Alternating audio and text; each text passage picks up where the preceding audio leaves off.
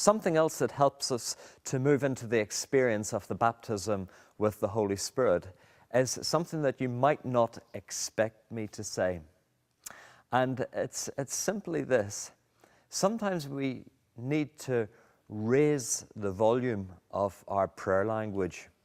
I've discovered over the years as a pastor, and this is really just a practical observation, that sometimes the Holy Spirit comes powerfully upon people, but they're afraid or they're very self-conscious about stepping out and speaking out what God has put in their hearts. In Acts chapter 2, we're told that the people heard the disciples speaking with tongues, and that caused them to ask questions. Sometimes I think that we simply need to turn up the volume a bit. Often when I pray for people, they're taking sort of tentative steps and they're not really sure.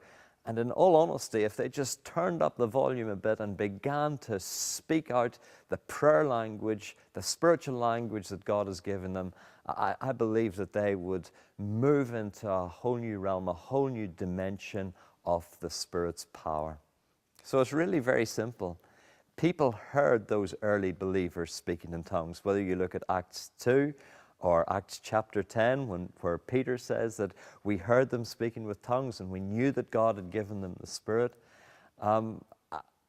People heard it. The volume was turned up. I want to encourage you. There are lots of people who come to meetings, they receive the laying on of hands, and they go away and they're not sure. They've maybe got one word or two words and they think, oh, that can't be the Holy Spirit. I want to encourage you. Speak it out.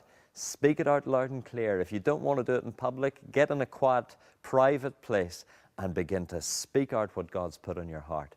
And I can assure you that you won't be disappointed. The Spirit of God will meet with you in a powerful way.